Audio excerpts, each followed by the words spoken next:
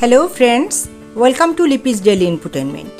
বন্ধুরা, আজকে এমন একটি আনকমন অসাধারণ বিকেলের নাস্তা নিয়ে চলে এসেছি যে খেলে একেবারে অবাক হয়ে যাবে, এত দুর্দান্ত স্বাদ। হবেই না কেন বন্ধুরা, দেখতে পাচ্ছ আমি কিছুটা দুধের ক্ষীর নিয়ে নিয়েছি।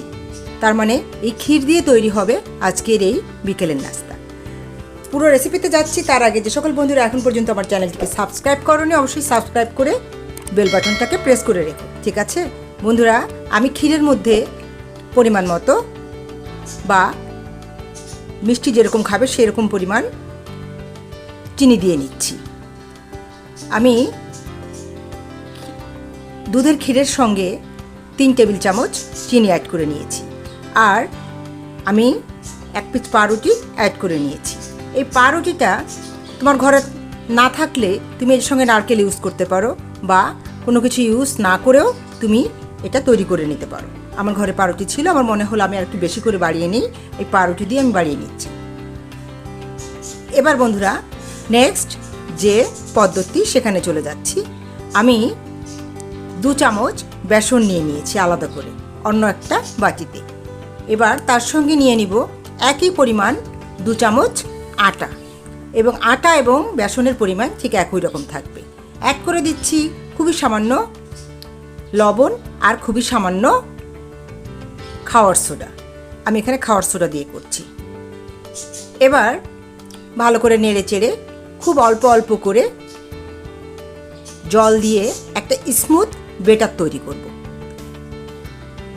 একবারে জল দেওয়া যাবে না, কেননা একবারে জল দিলে হয় পাতলা হয়ে যাবে, তখন তুমি যেটা চাচ্ছ বা যে ধরনের থিকনেসটা চাচ্ছ সেরকম পাবে না। তাই তোমাকে আস্তে আস্তে করে এটাতে জল দিতে হবে, আর হাত দিয়ে ভালো করে নেড়ে চেড়ে স্মুথ একটা বেটার তৈরি করে নিতে হবে। এরপর দেখতে হবে যে আমি কি করছি, কোন পদ্ধতিতে আজকে এই পিঠাটা বানাচ্ছি। দেখতে থাকো বন্ধুরা। বেটারটার ঘনত্বটা কিন্তু এরকম হবে, দেখে নাও। এবার চুলা জ্বালিয়ে দিয়েছি আগেই। ফ্রাই প্যান গরম হয়ে গেলে এরকম ছোট ছোট করে রুটি ভেজে নেব, ডোসার মতো করে সামান্য তেল মুছে দিয়ে এরকম ছোট ছোট করে আমি এক একটা রুটি বানিয়ে নেব। এবং এই রুটিগুলোকে দিয়ে আমি কি করব সেটাও ক্রমশ প্রকাশ্য। দেখতে থাকো বন্ধুরা। দেখো বন্ধুরা, আমি অনেকগুলো ছোট ছোট রুটি তৈরি করে নিয়েছি। এবার এই রুটিগুলো আটকে রাখার জন্য বা বাইন্ডিংয়ের জন্য আমি কিন্তু কিছুটা বেটার সরিয়ে রেখেছিলাম। পুরো বেটারটা দিয়ে আমি রুটিগুলো করিনি। এবার আগে যে দুধের যে ক্ষীরটা চিনি দিয়ে মাখিয়ে নিয়েছিলাম, পাউরুটি দিয়ে মাখিয়ে নিয়েছিলাম, সেটা ভিতরে দিয়ে এভাবে দেখো পুলি পিঠার মতো করে ভাঁজ করে দিচ্ছি।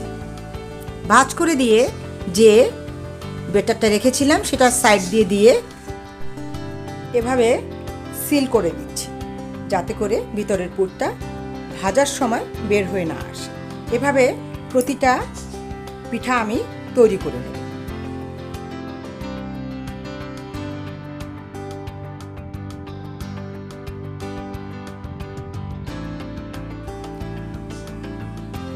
বন্ধুরা, হয়ে গেছে আমার সমস্ত পুর ভরা পিঠা তৈরি করা।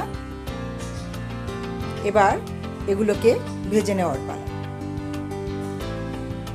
ফ্রাই প্যানে খুব সামান্য তেল দিয়ে দিতে হবে। খুব বেশি ডুবো তেলে যে ভাজতে হবে তা কিন্তু নয়, মোটামুটি অর্ধেকটা ডুবে থাকলেও হবে। এই পরিমাণ তেল দিয়ে আমি সমস্ত পিঠাগুলোকেই ভেজে নেব।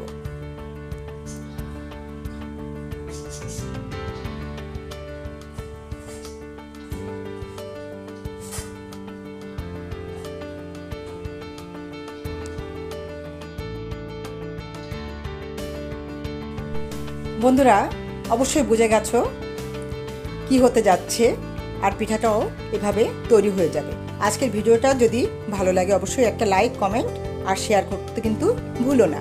আর যে সকল বন্ধুরা দেখছো আমার চ্যানেলে নতুন, অথচ এখন পর্যন্ত আমার চ্যানেলটা সাবস্ক্রাইবই করোনি, তাদেরকে রিকোয়েস্ট করছি যেন আমার চ্যানেলটা সাবস্ক্রাইব করে বেল বাটনটা প্রেস করে আমার সাথে থাকে, ঠিক আছে বন্ধুরা?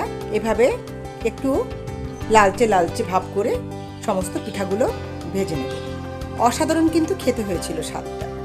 ভিতরে মিষ্টি ক্ষীরের পুর আর উপরে বেসনের প্রলেপ, দুর্দান্ত। ঠিক আছে বন্ধুরা, আজকের ভিডিওটা এই পর্যন্তই ছিল। পরবর্তী পর্যায়ে আবার নতুন কোনো ভিডিও নিয়ে তোমাদের কাছে চলে আসব। সেই পর্যন্ত ভালো থেকো সবাই, টাটা।